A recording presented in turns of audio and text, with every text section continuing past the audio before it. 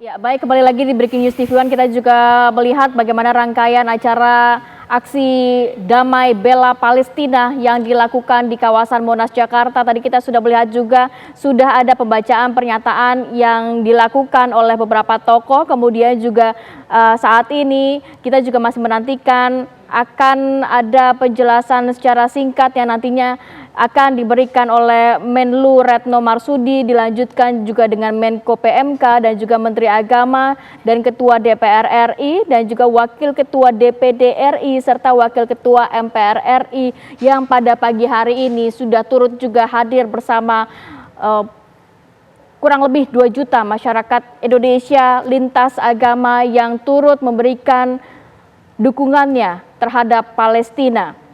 Sudah ada poin-poin yang juga disampaikan pada pagi hari ini, tuntutan dari para peserta aksi unjuk rasa, aksi damai bela Palestina yang dilakukan pagi hari ini menuntut agar segera dihentikan perang Israel-Palestina, kemudian juga menentang keras dan menyerukan kepada negara-negara lain di dunia untuk menghentikan kerjasama kepada pihak Israel dan juga memboikot produk-produk dari Israel dan juga memberikan apresiasi kepada PBB dan juga dukungan penuh kepada pemerintah Indonesia terus mendukung upaya yang dilakukan pemerintah Indonesia untuk segera melakukan gencatan senjata atau upaya yang dilakukan pemerintah Indonesia untuk juga terus mendukung Palestina dan juga kemerdekaan Palestina.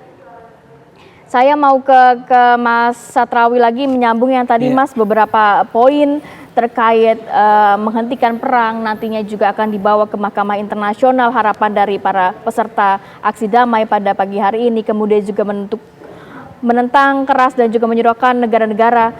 2 poin lainnya mengenai mendukung pemerintah Indonesia terus berkomunikasi dengan negara lain di dunia, OKI, PBB dan lain sebagainya terkait hal ini, Mas. Iya. Menurut saya memang Indonesia dengan kapasitas politik dan budaya yang luar biasa besarnya, kita senantiasa dorong untuk terus mengembangkan perannya ke depan sehingga bisa tadi apa yang dicita-citakan di dalam pembukaan Undang-Undang Dasar itu bisa terwujud, yaitu tidak ada lagi penjajahan dan turut aktif di dalam membangun dunia dan mewujudkan apa yang disebut sebagai perdamaian abadi. Nah, oleh karena itu ini kalau di breakdown memang butuh kepercayaan diri yang sangat kuat di tingkat negara-negara, baik yang berlatar belakang mayoritas penduduknya beragama Islam atau bahkan negara-negara manapun, untuk bagaimana sama-sama kita, kalau bahasanya Bung Karno itu disebut sebagai nasionalisme kemanusiaan. Boleh kita punya rasa bangga dengan kebangsaan kita masing-masing, tapi kita harus yakin, kita harus sadar bahwa kebangsaan kita ini hanya secuil, dan kalau dihadapkan pada yang lebih besar maka yang paling besar itu adalah kemanusiaan. Dengan mengutip yang disampaikan oleh Gandhi, Bung Karno mengatakan itu. Artinya apa? Harus kita bangun keadaban modern ini yang lebih setara dalam pengertian yang sesungguhnya, yang lebih menghormati satu sama lain, bukan hanya pada level statement atau pernyataan, tapi ketika itu menjadi sebuah sikap sehari-hari maka pelan-pelan kita keluar daripada kesetaraan tadi. Dan Indonesia menurut saya punya riwayat, punya kapasitas, punya kemampuan, SDM, punya latar belakang yang cukup memadai untuk ini menjadi arah daripada gerak politik luar negeri kita, untuk bagaimana turut serta di dalam mewujudkan tata kelola keadaban yang lebih adiluhung, lebih kuat lagi. Walaupun memang Mbak Rati kalau dikaitkan dengan poin-poin tadi, ini memang ada kaitannya dengan apa yang disebut sebagai di tingkat PBB.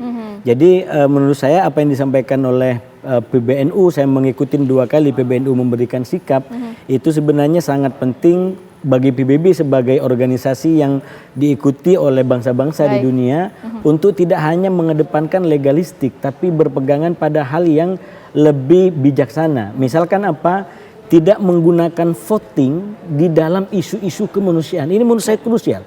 Kenapa krisis demi krisis terjadi seperti ini? Karena di Dewan Keamanan PBB itu tersekat oleh sistem yang dibangun dengan atas nama voting. Kalau masih menggunakan voting, dan itu yang disuarakan oleh PBNU secara strategis menurut saya, cobalah negara-negara ini tidak menggunakan voting di dalam menghadapi krisis. Jadi global. kalau melihat juga yang terakhir ya solusi PBB ini kan memang 120 negara ini setuju, kemudian juga masih ada sekitar 40-an abstain dan juga 12 kalau tidak salah menolak begitu ya. Iya. Ya, saya mau bergeser ke Pak Iya. Anan. Pak Anan kalau melihat tadi dikatakan juga kalau people power ini tidak hanya negara-negara muslim tapi juga negara-negara barat pun juga menyuarakan begitu ya keinginan untuk segera melakukan gencatan senjata terkait hal ini. Dari Pak Anan sendiri melihat saat ini untuk kondisi di Gaza, tadi juga Pak Anan mengatakan bahwa memang Israel ini sudah membabi buta, tidak hanya penyerangan ke kelompok Hamas, pejuang Hamas, tapi juga ke rumah sakit, sekolah, pengungsian Jabalia, pengungsian Al-Maghazi yang tadi dikatakan juga. Saat ini untuk tentara Israel sendiri, kemudian juga dukungan dari negara-negara lain seperti Amerika Serikat dan juga Inggris sejauh ini sudah seperti apa di wilayah Gaza yang Anda dapatkan informasinya? Ya kalau yang dilakukan oleh Zionis Israel, tentara Zionis Israel sampai hari ini masih sama saja gitu ya. Dengan korban di pengungsian Al-Maghazi pada hari ini yang sangat luar biasa besar. Maka kalau menurut saya memang aksi people power seperti ini pasti akan sangat berpengaruh. Karena aksi people power di seluruh dunia ini akan menjadi pertimbangan pembuat kebijakan di level internasional. Termasuk dalam hal ini Amerika Serikat ya. Ini terbukti dengan beberapa aksi people power ini termasuk di Timur Tengah dan di beberapa negara Islam. Akhirnya ada negara-negara Islam yang mengambil keputusan dengan cepat. Misalnya Bahrain. Bahrain akhirnya memutus hubungan diplomatik secara total ya sejak hari kemarin dengan Israel. Padahal ini umur hubungan diplomatiknya belum begitu lama ya, belum begitu lama terjadi. Tapi setelah melihat kekejian Israel di jalur Gaza, akhirnya mereka memutuskan hubungan diplomatik. Kemudian misalnya Aljazair di DPR Parlemen Aljazair sudah sepakat ya 100% banding 100% bahwa mereka memberikan mandat kepada Presiden Aljazair untuk bahkan mengirimkan pasukan ya tentara ke jalur Gaza. Ini kan semuanya merupakan dampak daripada people power yang dilakukan akhir-akhir ini. Ya memang ada pernyataan Hamas yang perlu kita kritisi ya, yang perlu kita highlight. Ada sebuah pernyataan dari Hamas yang mengatakan bahwa hanya satu orang yang bisa menghentikan perang ini di dunia ini. Ya, mereka menyatakan hanya satu orang, tidak ada yang lain. Karena siapa kalau kita, beliau mengatakan adalah Korea Utara. Pimpinan Korea Utara yang mampu melakukan ini. Ya artinya dengan... Kenapa akhirnya jadi Korea Utara yang bisa ya sikap independensi Korea Utara yang tidak di bawah kooptasi secara politik, di bawah Amerika Serikat gitu kan ya. Dia tidak ada di bawah tekanan siapapun, negara ini bisa dikatakan mandiri, tidak takut kepada siapapun. Maka Hamas mengatakan hanya Korea Utara yang bisa melakukannya. Mungkin bagi kita ini sebuah indikasi kalau kita mau flashback kepada apa kejadian yang terjadi pada Perang Dunia II. Ketika Jepang tidak bisa dikendalikan oleh siapapun, menjajah ke beberapa negara yang lain gitu ya, melakukan perang ke beberapa negara lain, maka terjadilah bom Hiroshima misalnya seperti itu. Nah mungkin maksud daripada Hamas adalah harus ada yang dilakukan oleh negara-negara yang tidak di bawah tekanan Amerika ini untuk melakukan sesuatu, baik itu secara militer ataupun secara tekanan politik yang lebih intensif, politik yang lebih masif ya. Kita bisa menyaksikan misalnya akhir-akhir ini Turki juga tidak berperan seperti sebelumnya. Ya perannya agak berbeda sekarang. Komentar-komentar dari Erdogan juga berbeda ya Mas Asrawi ya. Jadi bahkan 3 negara Islam masih berbisnis langsung dengan Israel dengan menjual minyak kepada Israel. Baik, Pak Anan kita tahan dulu ya. Kita akan mendengarkan pernyataan dari Ketua DPR RI Puan Maharani berikut ini.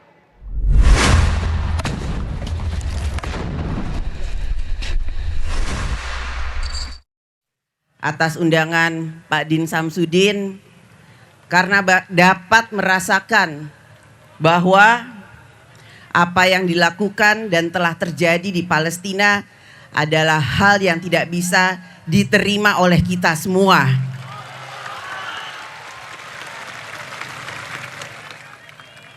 Karenanya saya berdiri di sini sebagai Ketua DPR RI menyampaikan, mengutuk dan menyampaikan sikap tegas saya menolak kekejaman agresi militer bangsa Israel yang telah membombardir pemukiman penduduk, rumah sakit, sekolah-sekolah, rumah-rumah ibadah seperti masjid, gereja dan lain-lainnya, serta bentuk ketidakadilan lainnya kepada rakyat dan bangsa Palestina. bangsa Indonesia sejak zaman era Bung Karno, presiden pertama, hingga saat ini tetap tegas secara konsisten mendukung kemerdekaan Palestina. Karenanya saya pun turut menyatakan duka cita yang mendalam atas korban yang meninggal dunia, korban yang luka-luka dari kalangan rakyat Palestina yang tidak berdosa, seraya mendoakan semoga arwah korban yang meninggal dunia diterima di sisi Allah Subhanahu wa Ta'ala. Dan korban-korban yang terkena luka dapat segera disembuhkan seperti sedia kala. Karenanya DPR RI menyerukan kepada pemerintah bersama-sama dengan organisasi internasional lainnya untuk tetap terus berperan aktif dalam memperjuangkan kemerdekaan bangsa Palestina. Jangan pernah berhenti dan selalu mendesak Israel untuk menghentikan agresi militer kepada rakyat dan bangsa Palestina. Karenanya saya mengajak seluruh dan segenap bangsa Indonesia yang hadir pada kesempatan ini, walaupun yang tidak hadir pada kesempatan ini, untuk tetap bersemangat memberikan bantuan moral dan material kepada rakyat dan bangsa Palestina. Dimanapun kita berada, doa-doa dan perjuangan kita tetap harus kita berikan kepada rakyat dan bangsa Palestina. Demikianlah pernyataan yang bisa saya sampaikan pada kesempatan ini. Dan saya harapkan insya Allah semoga Allah Subhanahu wa Ta'ala senantiasa memberikan perlindungan dan keselamatan kepada rakyat dan bangsa Palestina serta seluruh umat manusia di muka bumi, diberikan keselamatan dan perdamaian, serta bangsa Indonesia akan selalu memberikan dukungan kepada bangsa dan rakyat Palestina hingga rakyat dan bangsa Palestina merdeka. Palestina, Palestina, Palestina. Terima kasih. Wassalamualaikum warahmatullahi wabarakatuh. Mungkin tidak banyak yang mengetahui proklamator Indonesia Bung Karno sangat bersahabat dekat dengan tokoh Palestina Yasir Arafat. Bahkan kalau Yasir Arafat datang ke Jakarta, selalu menyempatkan diri untuk bertemu Bung Karno dan keluarga Bung Karno. Inilah yang harus kita warisi. Komitmen untuk membela Palestina tidak boleh berhenti. Sekarang giliran para eksekutif, dan izinkan saya mengundang untuk pertama Menteri Luar Negeri Republik Indonesia yang Excellency Ibu Retno Marsudi yang videonya viral as a woman, membela a mother, and a grandmother. I kita plead, lihat dulu. stop the killing, protect the civilian, let in the humanitarian assistance. Use your heart for justice and humanity.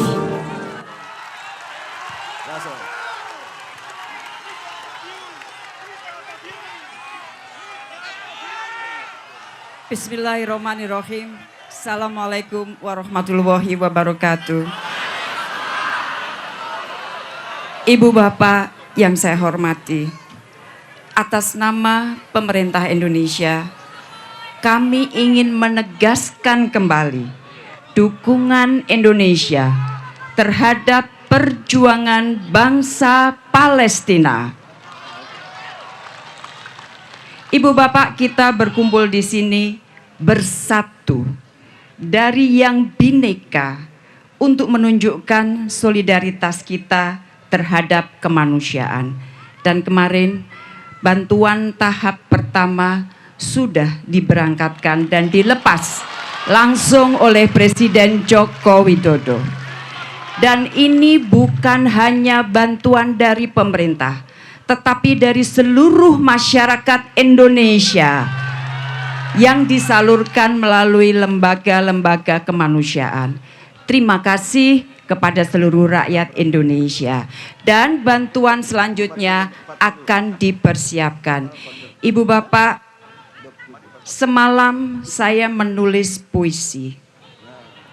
Apakah boleh puisi ini saya bacakan? Puisi ini judulnya Palestina Saudaraku, ditulis oleh Retno Marsudi.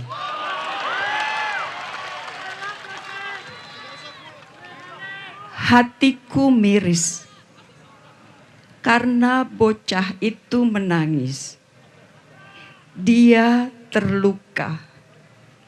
Dia tidak bisa berkata, dia tidak tahu di mana bapak ibunya. Setiap 10 menit, satu anak wafat di Gaza. Ribuan orang tua kehilangan anak. Tak terbilang berapa ribu anak kehilangan orang tuanya. Setiap tangan tertulis nama. Mereka tidak ingin mati tanpa penanda. Rumah mereka hanya langit. Kasur mereka hanya bumi. Kapan kekejaman ini akan berhenti? Kapan keadilan ini akan menghampiri? Aku dan Indonesiaku pantang mundur, akan terus membantumu.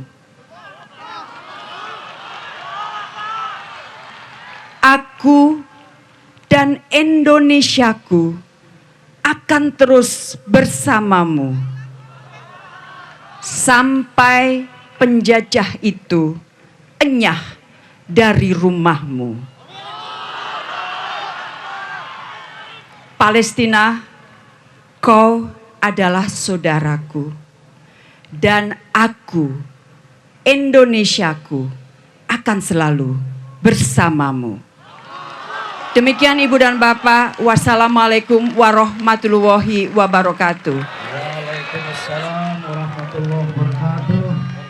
Selanjutnya Menteri Agama Menko PMK, silakan kalau mau baca puisi atau bersolawat. Assalamualaikum warahmatullahi wabarakatuh. Alhamdulillah. Baik, tadi kita juga sudah sama-sama menyaksikan orasi atau sambutan yang diberikan oleh Ketua DPR RI Puan Maharani, kemudian juga Menteri Luar Negeri Retno Marsudi. Kita akan lanjutkan sesaat lagi, pemirsa tetap bersama kami di Breaking News TV One.